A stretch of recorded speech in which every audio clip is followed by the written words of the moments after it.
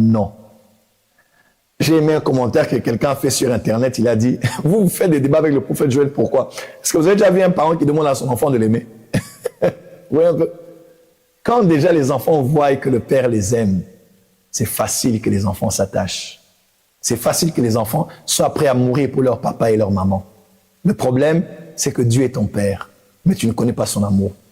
L'humanité ne connaît pas son amour. Voilà pourquoi ils vont vers autre chose. Voilà pourquoi nous, les prédicateurs, on doit prêcher sur l'amour que le Père a eu envers nous et nous a donné son Fils. On parle du mariage. On dit, Marie, aimez vos femmes comme Christ a aimé l'Église. Même dans cette analogie, il dit jamais que l'Église doit aimer qui? L'Église doit aimer Christ? Non.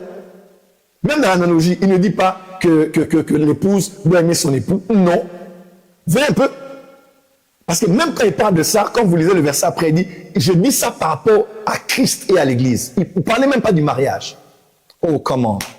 En fait, voilà même pourquoi certaines femmes vont jusqu'à dire, permettez-moi de rapporter ce que certaines femmes disent. Certaines femmes disent, nous sommes facilement soumises aux hommes qui nous aiment. Tu vois un peu? C'est pas la condition, on ne doit pas être soumise parce qu'un homme nous aime. Mais toute femme vous dira la vérité. 8. Mais Dieu prouve son amour envers nous. Vous voyez un peu? En sorte que lorsque nous étions encore des pécheurs, Christ est mort pour nous. Alléluia! On peut continuer d'avancer. Waouh! Extraordinaire. Galates 2, verset 20. J'ai été crucifié avec Christ. Et si je vis, ce n'est plus moi qui vis, c'est Christ qui vit en moi. Si je vis maintenant dans la chair, je vis dans la foi au Fils de Dieu qui m'a aimé et qui s'est livré lui-même pour moi. J'ai une chair, j'ai des faiblesses, mais je sais que c'est Christ qui est en moi, qui vit par moi. Il dit, je vis dans la foi au Fils de Dieu qui m'a aimé. Non, je vis dans la foi que je serai un grand prophète. Je vis dans la foi que je serai une grande chanteuse dans le corps du Christ. Je vis dans la foi que je serai un grand prédicateur de la francophonie. Non, je vis dans la foi au Fils de Dieu qui m'a aimé et qui s'est livré lui-même pour moi. C'est la fondation. Romains 8, 35 à 39, explosif. Qui nous séparera de l'amour de Christ? Sera-ce la tribulation? L'amour de Christ. Donc ce n'est pas mon amour envers Dieu. Jésus, je ne te laisserai pas, je ne me séparerai jamais de toi parce que je t'aime. Celui qui a dit ça a régné Jésus. Celui qui a dit ça dit jamais je ne te régnerai. Il a régné le maître. Au champ du coq, il a régné le maître. Qui nous séparera de l'amour de Christ? Ne dis pas qui nous séparera de notre amour pour Christ? Jamais. Parce que ton amour peut faillir. Ton amour peut chanceler. Ton amour peut être secoué. Mais Paul dit, qui nous séparera de l'amour de Christ? Sera-ce la tribulation, l'angoisse, persécution, faim, nudité, péril, épée? Selon qu'il est écrit, c'est à cause de toi qu'on nous met à mort tous les jours, qu'on nous regarde comme des brebis destinées à la boucherie. Mais dans toutes ces choses, nous sommes plus que vainqueurs par celui qui nous a aimés. La victoire qu'on a même sur le monde, sur Satan, c'est parce que un nous a aimés. Ah, la victoire dans le combat spirituel n'est pas en fonction des bombes que tu lances, des feux que tu lances, des hôtels que tu bâtis. Je connais plusieurs ont bâti des hôtels et sont morts. Plusieurs ont jeûné et sont morts pendant même le jeûne. Plusieurs ont servi, craignent Dieu, ils se sont mariés, leurs femmes sont mortes une semaine après. Nous sommes plus que vainqueurs. Par l'amour de Dieu, par celui qui nous a aimés. On dit, car j'ai l'assurance que ni la mort, ni la vie, les anges, les dominations, ni les choses présentes à venir, puissance, hauteur, profondeur, ni aucune autre créature ne pourra nous séparer de l'amour de Dieu manifesté en Jésus-Christ notre Seigneur. Vous voyez un peu ce que Paul veut dire? C'est pas mon amour, non, c'est son amour pour moi, parce que là, nous sommes sous la grâce. On peut avancer? Waouh! Apocalypse 3, verset 9, vous allez noter cela, vous allez écrire après. Éphésiens 5, verset 2. Et marchez dans l'amour ou la charité, à l'exemple de Christ qui nous a aimés. Ce verset déjà finit le débat. Donc on a marché dans l'amour. À l'exemple de qui? À l'exemple de Christ. Est-ce que c'est, on nous dit pas, est-ce que le prophète Joël dit qu'on n'a pas aimé Dieu, on n'a pas aimé le prochain? Mais bien sûr que non. On doit aimer Dieu, aimer notre prochain. Mais à l'exemple de qui? Vous voyez un peu? L'exemple, le baromètre sous la grâce, c'est pas un genre de type d'amour que l'on crée, papa. Comment on crée l'amour? On crée le chocolat chaud, tu mets du lait, du chocolat, tu fais du chocolat chaud. Tu crées l'amour comment? Aimer Dieu. On aime Dieu comment? Quelqu'un dira, c'est en gardant ses commandements. Tu ne sais pas que l'église d'Éphèse aussi garder les commandements? On dit, je connais ta persévérance. Je sais que tu es ceci, que tu fais cela. Mais malgré ça, tu as abandonné ton premier amour. Quelqu'un comprend? Donc, garder les commandements n'est pas toujours une preuve. Une preuve. Et même, quels sont les commandements de Jésus? Ça, c'est aussi la question. Ça, c'est notre sujet. Parce que si on dit, alors quels sont les commandements de Christ? Jésus ne parle pas comme la loi. Il ne parle pas comme la loi. Il parle comme la grâce parle. Et qui s'est livré lui-même à Dieu pour nous, comme une offrande et un sacrifice de bonne odeur. Éphésiens 5, 25 à 28. Même qu'on parle du mariage. On dit, Marie, aimez vos femmes, comme Christ a aimé l'Église.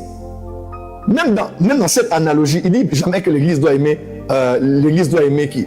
L'Église doit aimer Christ? Non. Même dans l'analogie, il ne dit pas que l'épouse doit aimer son époux. Non. Voyez un peu? Parce que même quand il parle de ça, quand vous lisez le verset après, il dit, je dis ça par rapport à Christ et à l'Église. Il ne parlait même pas du mariage. Oh, comment?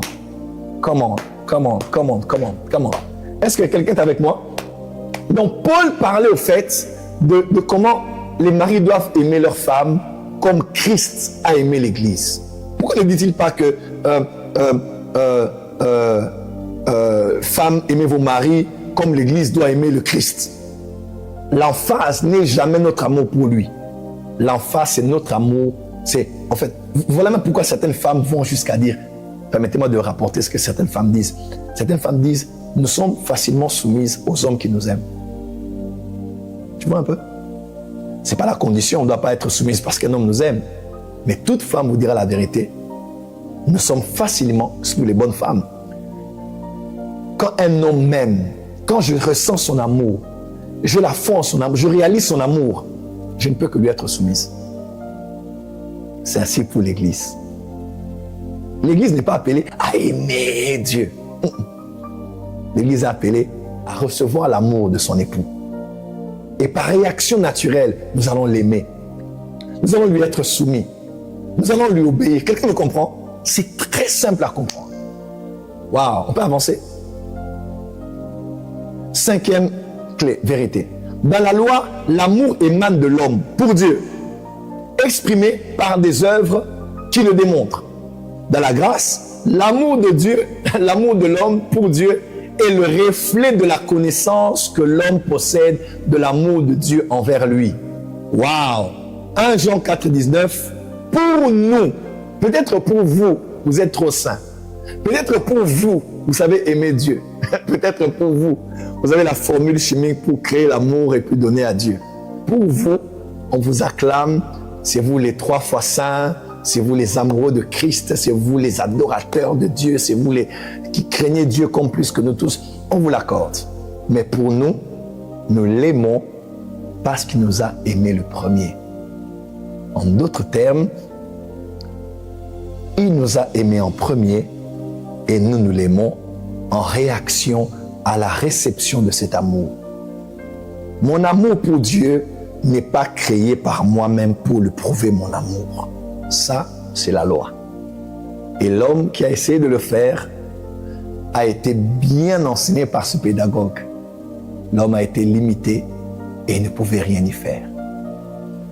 Mais sous la grâce, alléluia, ce n'est pas mon amour pour lui. Je crée l'amour pour donner à Dieu. Non. Je reçois cet amour. J'étudie cet amour. Je comprends cet amour. J'accepte cet amour. Et mon amour pour Dieu est la réaction de son amour envers moi. Mon amour est une réaction. Mon amour n'est pas une action. C'est lui qui m'a aimé le premier. Et moi, je l'ai aimé en réaction à l'amour qu'il m'a donné. Plus tu connais de l'amour de Dieu, plus tu l'aimeras. Plus tu connais de son amour envers toi, combien grand était le sacrifice de la croix. Oh, combien grand sera ton amour envers Dieu, puisque tu donneras à Dieu ce que tu as reçu de lui-même. C'est ça, la grâce. La grâce, nous ne sommes pas le sujet. Nous ne sommes pas ceux qui créons des choses pour donner à Dieu. Là, c'est la religion. La grâce, La vie de Dieu est en moi. Je lis la Bible, j'étudie les Écritures. Il est mort pour moi. Waouh, il est mort. Parce qu'il m'a aimé, je l'aime en second.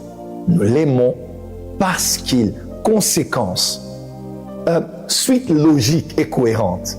Je l'aime parce qu'il m'a aimé le premier.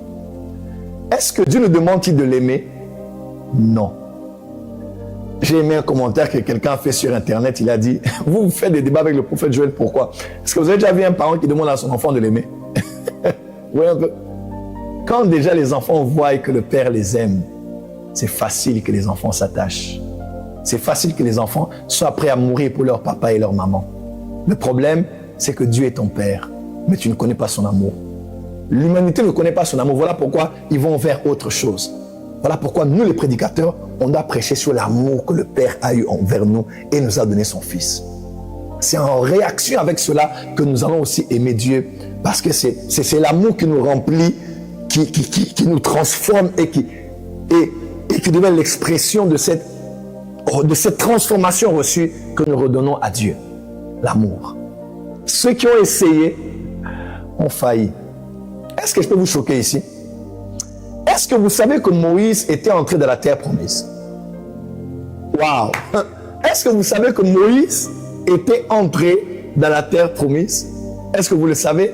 Quelqu'un dira, non, prophète Joël, c'est faux. Il a vu de loin. Il a imposé les mains à Josué.